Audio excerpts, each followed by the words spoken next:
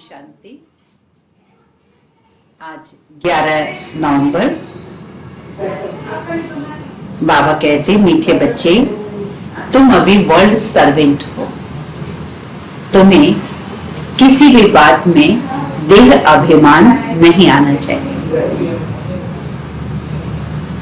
प्रश्न, कौन सी एक आदत ईश्वरीय कायदे के विरुद्ध है जिससे बहुत नुकसान होता है?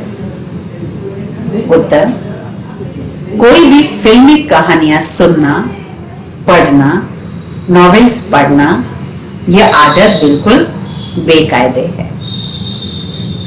इससे बहुत नुकसान होता है।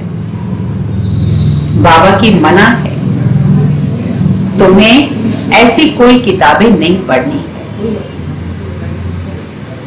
अगर कोई बीके ऐसी किताबें पढ़ता है तो तुम एक दो को सावधान करो।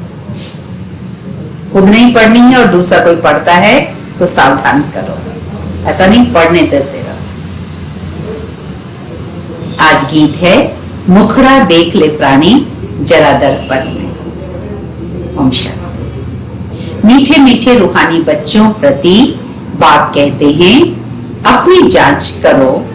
याद की यात्रा से हम तमो प्रधान से सतो प्रधान तरफ कितना आगे बढ़े हैं, क्योंकि जितना जितना याद करेंगे उतना हमारे पाप करते जाएंगे।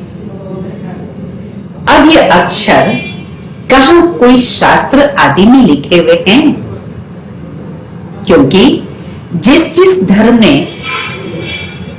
जिसने धर्म स्थापन किया, उसने जो समझाया, उसके शास्त्र आदि बने हुए हैं, वह फिर बैठकर पढ़ते, पुस्तक की पूजा करते हैं। अब ये सब समझने की बातें हैं, जबकि यह लिखा हुआ है। देह सहित देह के सब संबंध छोड़ अपने को आत्मा समझो। बाप याद दिलाते हैं, तुम बच्चे पहले पहले अशरीरिक आए थे, वहां तो पवित्र रहते हैं। मुक्ति, जीवन मुक्ति में पतित आत्मा कोई जा नहीं सकती। वह है निराकारी, निर्विकारी दुनिया। इसको कहा जाता है साकारी दुनिया। फिर सतयुग में यही निर्विकारी दुनिया बनती है। सतयुग में रहने वाले देवताओं की तो बहुत महिमा है। अब बच्चों को समझाया जाता है, अच्छी रीति धारणा कर औरों को भी समझाओ। बच्चों को समझाया जाता है, अच्छी रीति धारणा कर फिर औरों को समझाओ। तुम आत्माएं जहां से यहां आई हो, पवित्र ही आई हो। फिर यहां आकर अपवित्र भी जरूर होना है। सत्य को वाइसलेस वर्ल्ड और कलयुग को विशेष वर्ल्ड कहा जाता है। अभी तुम पतित पावन बाप को याद करते हो। हमको पावन वाइसलेस बनाने आप विशेष वर्ल्ड, नई दुनिया, आप विशेष वर्ल्ड, विशेष शरीर में आओ। अभी बाप खुद समझाते हैं। ब्रह्मा के चित्र पर मूंझते हैं कि दादा को क्यों बिठाया है। समझाना चाहिए, यह तो भागीरथ है। शिव भगवान वाच्य, ये रथ मैंने लिया है क्योंकि मुझे प्रकृति का आधार जरूर चाहिए, नहीं तो मैं तुमको पतित से पावन कैसे बनाऊं। रोज पढ़ाना भी जरूरी है। अभी बाप तुम बच्चों को कहते हैं, अपने को आत्मा समझकर मां एकम याद करो। सभी आत्माओं को अपने बाप को याद करना है। कृष्ण को सभी आत्माओं का बाप नहीं कहेंगे, उनको तो अपना शरीर है। तो यह बाप बहुत सहज समझाते हैं। जब भी किसी को भी समझाओ तो बोलो, बाप कहते हैं, तुम अशरीरी आए थे, अब अशरीरी बनकर जाना है। वहां से पवित्र आत्मा ही आती है। भल कोई आते भी हैं पवित्र, तो उनकी महिमा जरूर होगी। सन्यासी, उदासी, गृहस्थी जिनका नाम होता है, जरूर उनका पहला जन्म होता है। पहली आत्मा ऊपर से नीचे आई है परम धाम से, नई नई आत्माएं आई है तो उनका नाम भी होता है। फिर अपने ही जीवन काल में वो तमो प्रधान भी बन जाती है आज के समय में। जैसे बाबा गुरु नानक के लिए समझाते हैं, अभी गुरु अक्षर भी कहना पड़ता है क्योंकि नानक नाम तो बहुतों के हैं। जब किसकी महिमा की जाती है इसका मतलब उस मतलब से कहा जाता है, न कहे तो अच्छा नहीं है। वास्तव में बच्चों को समझाया है गुरु कोई भी है नहीं सिवाय एक के, जिसके नाम पर गाते हैं सतगुरु अकाल मूर्त। वह अकाल मूर्त है जिसको काल न खाए, वह है आत्मा। तब ये कहानियां आदि बैठ बनाई है। फिल्मी कहानियों की किताब, नॉवेल्स आदि बहुत पढ़ते हैं। बाबा बच्चों को खबरदार करते हैं, कभी भी कोई नॉवेल आदि नहीं पढ़ना है। कोई कोई की आदत होती है, यहां तो तुम बहुत भाग्यशाली हो। कोई बीके भी नॉवेल्स पढ़ते हैं, इसलिए बाबा बच्चों को कहते हैं कभी भी किसी को नॉवेल पढ़ता देखो तो झट उठाकर फाड़ दो, इसमें डरना नहीं है। हमको कोई श्राप न दे दे व गुस्सा न हो, ऐसी कोई बात नहीं है। तुम्हारा काम है एक दो को सावधान करना। फिल्म की कहानियां सुनना पढ़ना भी बेकायदे है। बेकायदे कोई चलन है तो झट रिपोर्ट करनी चाहिए, नहीं तो सुधरेंगे कैसे? अपना नुकसान करते रहेंगे। खुद में ही योग बल नहीं होगा तो यहां क्या बैठ सिखलाएंगे? बाबा की मना है। अगर फिर ऐसा काम करेंगे तो दिल अंदर जरूर खाती रहेगी, अपना नुकसान होगा। इसलिए कोई में भी अवगुण देखते हो तो लिखना चाहिए। कोई बेकायदे चलन तो नहीं चलते, क्योंकि ब्राह्मण उस समय सर्वेंट है ना। इस समय बाप भी कहते हैं बच्चे नमस्ते, अर्थ सही समझाते हैं। बच्चियां पढ़ाने वाली जो है उसमें दे अभिमान नहीं आना चाहिए। टीचर भी स्टूडेंट का सर्वेंट होता है। गवर्नर आदि भी लिखते हैं, नीचे सही करेंगे तो लिखेंगे आई एम ओबीडिएंट सर्वेंट। बिल्कुल सम्मुख नाम लिखेंगे, बाकी क्लर्क लिखेगा अपने हाथ से। कभी अपनी बड़ाई नहीं लिखेंगे। आजकल गुरु आप ही अपने आप को श्री श्री लिख देते हैं। यहां कोई ऐसे हैं श्री फलाना लिखते हैं, वास्तव में ऐसे लिखना नहीं चाहिए।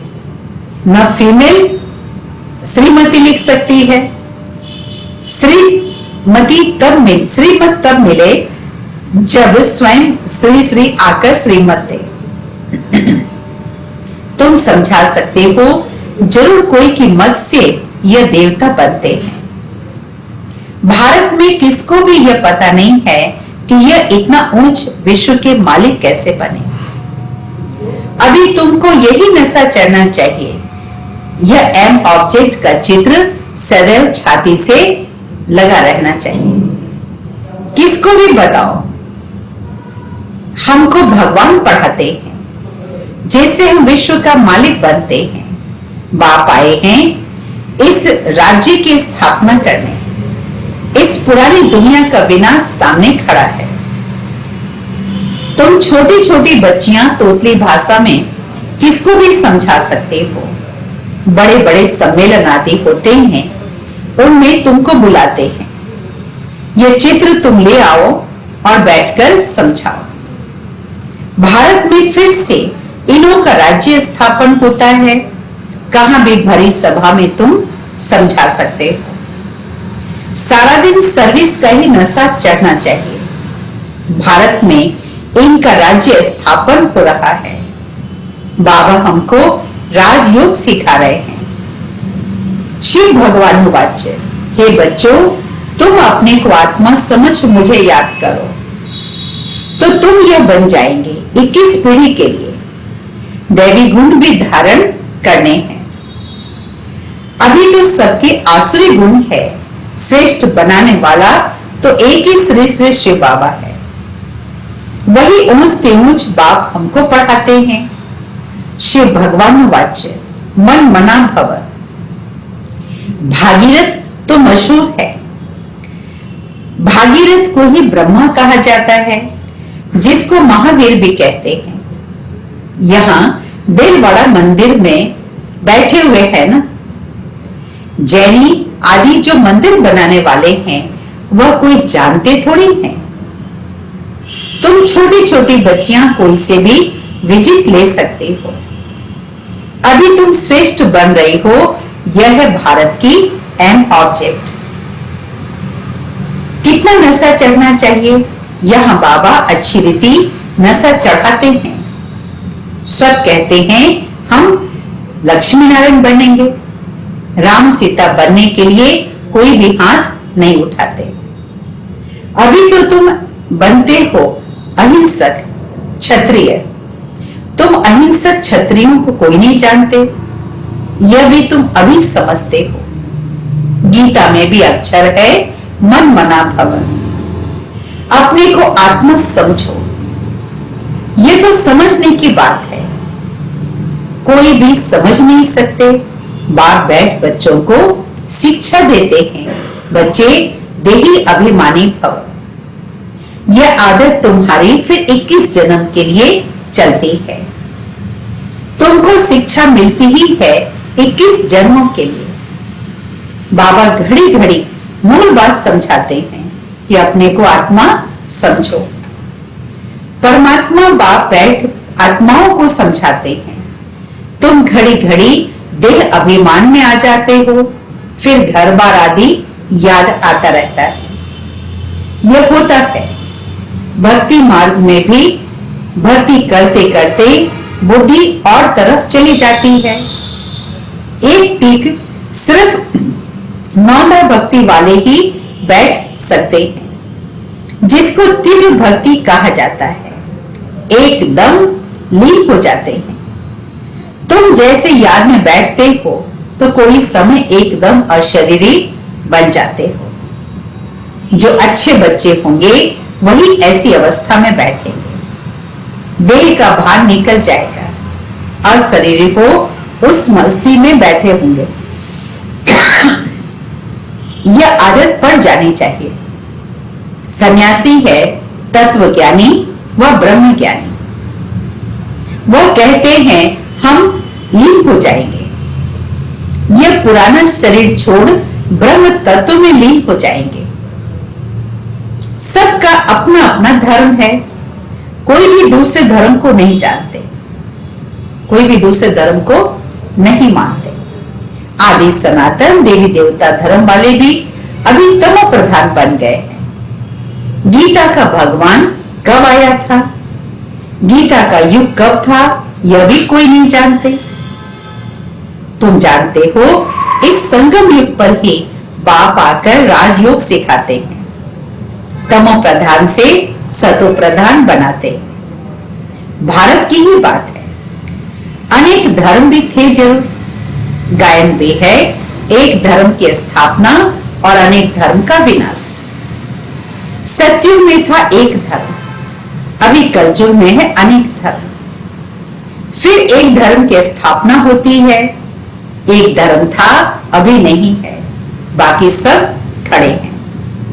बड़ के झाड़ का मिसाल भी बिल्कुल ठीक है।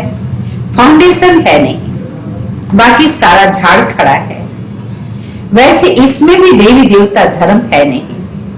आदि सनातन देवी देवता धर्म जो था तना अभी प्राय लोप हो गया है। फिर से बाप स्थापन करते हैं। बाकी इतने सभी धर्म तो पीछे आए हैं।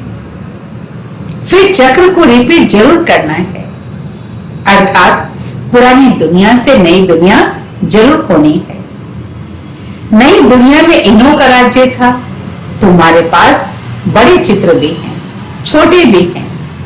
बड़ी चीज होगी तो देखकर पूछेंगे यह क्या उठाया है, बोलो हमने ये चीज उठाई है, जिससे हम बेगर टू प्रिंस बनते हैं। दिल में बड़ा उमंग और खुशी होनी चाहिए। हम आत्माएं भगवान के बच्चे हैं। आत्माओं को भगवान पढ़ाते हैं। बाबा अपने नैनों पर बिठा कर ले जाएंगे। इस छी दुनिया में तो हमको रहने का नहीं है। आगे चल त्राही त्राही करते रहेंगे। करोड़ों मनुष्य मरते हैं। यह तो बुद्धि में बच्चों के है। हम इन आंखों से जो कुछ देखते हैं वह सब रहने का नहीं है। यह तो है ही मनुष्य कांटों में सल, और सत्युग है फूलों का बगीचा। हमारे नैन ही ठंडे हो जाते हैं सत्युग को याद करके। बगीचे में जाने से नैन शीतल ठंडे हो जाते हैं। तो तुम अभी परमापदम भाग्यशाली बन रहे हो। पांडव और कौरवों की बात है। ब्राह्मण जो बनते हैं उनके पांव में पद्म है। तुम बच्चों को समझाना चाहिए। हम ये राज्य स्थापन कर रहे हैं, इसलिए बाबा ने इतने बैज बनवाए हैं। सफेद साड़ी पहनी भी हो, बैज लगा हो, तो इससे स्वतः सेवा होगी। मनुष्य गाते हैं, आत्मा परमात्मा अलग रहे बहुकाल, परंतु बहुकाल का अर्थ कोई नहीं समझते। तुमको बाप ने समझाया है बहुकाल अर्थात 5000 वर्ष बाद तुम बाप से आकर मिले हो। यह भी तुम जानते हो। इस सृष्टि में सबसे नामी ग्रामी यह है राधे कृष्ण। यह सत्यु के फर्स्ट प्रिंसेस है। कभी किसी के ख्याल में भी नहीं आएगा कि यह कहां से आए। सत्यु के आगे जरूर कलयुग होगा। उन्होंने क्या कर्म किए जो विश्व के मालिक बने। भारतवासी कोई इन्हों को विश्व का मालिक नहीं समझते। इनका जब राज्य था तो भारत में और कोई धर्म नहीं था। अभी तुम बच्चे जानते हो, बाप हमको राजयोग सिखा रहे हैं। हमारे ये एम ऑब्जेक्ट है। भले मंदिरों में उन्हों के चित्र आदि हैं, परंतु यह थोड़ी समझते हैं कि इस समय यह स्थापना हो रही है। तुम्हारे बेबी नंबरवार समझते हैं, कोई तो बिल्कुल ही भूल जाते हैं। चलन ऐसी होती है जैसे पहले थी। यहां समझते हैं बहुत अच्छा, और यहां से बाहर निकले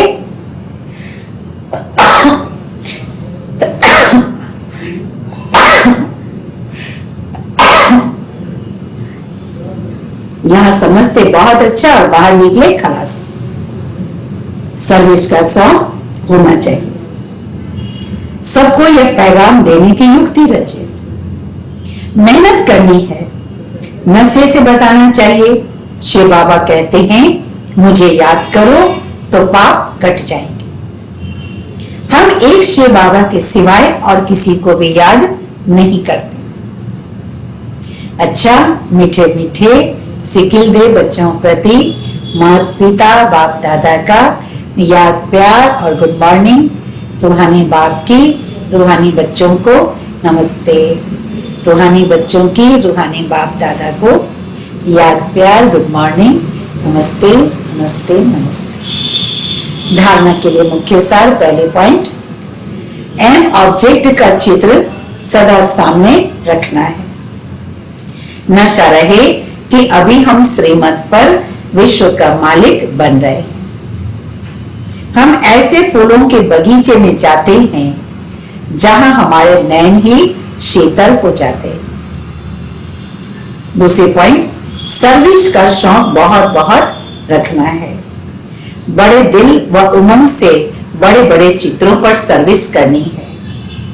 बेगर टू प्रिंस बनना है। वरदान, यज्ञ सेवा द्वारा सर्व प्राप्तियों का प्रसाद प्राप्त करने वाले ऑलराउंड सेवाधारी भव। यज्ञ सेवा द्वारा सर्व प्राप्तियों का प्रसाद प्राप्त करने वाले ऑलराउंड सेवाधारी भव। संगम युग पर ऑलराउंड सेवा का चांस मिलना, यह भी ड्रामा में एक लिफ्ट है। जो प्यार से यज्ञ की ऑलराउंड सेवा करते हैं उन्हें सर्व प्राप्तियों का प्रसाद स्वतः मिल जाता है। वो निर्विघ्न रहते हैं। कितनी अच्छी बात है, बाबा ने कही ऑल राउंड सेवा करना माना निर्विघ्न रहना। एक बार सेवा की और 1000 बार सेवा का फल प्राप्त हो जाएगा। सदा स्थूल और सूक्ष्म दोनों लंगर लगा रहे, कोई भी प्रकार की सेवा मिले, स्थूल सेवा मिले या सूक्ष्म सेवा मिले, किसी को भी संतुष्ट करना यह सबसे बड़ी सेवा है। मेहमान नवाजी करना यह सबसे बड़ा भाग्य है। स्लोगन, स्वमान में स्थित रहो तो अनेक प्रकार के अभिमान स्वतः समाप्त हो जाएंगे। तो आज बाबा ने विशेष कहा कि ऑल राउंड सेवा करना है। अब जिस समय सफाई की सेवा की जरूरत है उस समय हम स्पीच के लिए खड़े हैं कि हमको स्पीच ही करनी है, कहां से करेंगे। जिस समय जो सेवा की आवश्यकता उसके लिए रेडी रहे, तब ये प्राप्ति होगी कि हमेशा निर्विघ्न रहेंगे। ओम शांति।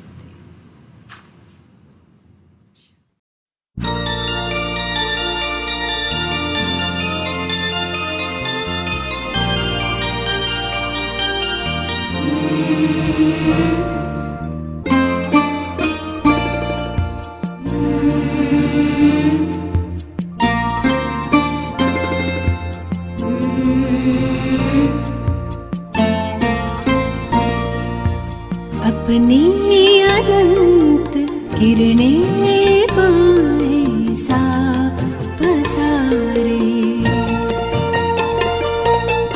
अपनी अनंत किरणें पाए सा पसारे, गुण